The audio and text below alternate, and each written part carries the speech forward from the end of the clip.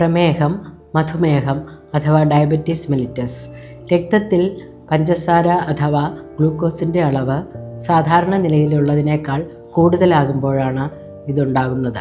ശരീരത്തിലെ പാൻക്രിയാസ് എന്ന ആഗ്നേയ ഗ്രന്ഥിക്ക് ഇൻസുലിൻ എന്ന ഹോർമോൺ ഉൽപ്പാദിപ്പിക്കാൻ കഴിയാതിരിക്കുകയോ ശരീരത്തിന് ഇൻസുലിൻ ഫലപ്രദമായി ഉപയോഗിക്കാൻ കഴിയാതിരിക്കുകയോ ചെയ്യുമ്പോഴാണ് ഇതുണ്ടാകുന്നത്. പ്രധാന ലക്ഷണങ്ങൾ: അമിതമായ ദാഹം, വിശപ്പ്, ക്ഷീണം, ശരീരഭാരം കുറയുക, കാഴ്ചമങ്ങൽ, ഇടയ്ക്കിടെ മൂത്രമൊഴിക്കുക, ശരീരത്തിന് ക്ഷീണം കൂടുതലായി അനുഭവപ്പെടുക ഇവയൊക്കെയാണ്. രക്തപരിശോധന കൊണ്ടും മൂത്രപരിശോധന കൊണ്ടും പ്രമേഹ രോഗം നിർണ്ണയിക്കാം.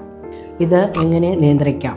ഫാറ്റും കാർബോഹൈഡ്രേറ്റും കുറഞ്ഞ, ഫൈബർ കൂടുതൽ അടങ്ങിയിട്ടുള്ള ആരോഗ്യകരമായ ഭക്ഷണം കുറഞ്ഞ അളവിൽ ഉപയോഗിക്കുക. നിത്യവും വ്യായാമം ചെയ്യുക. പകലുറക്കം, മദ്യപാനം, അമിതവണ്ണം, പുകവലി ഇവ ഒഴിവാക്കുക.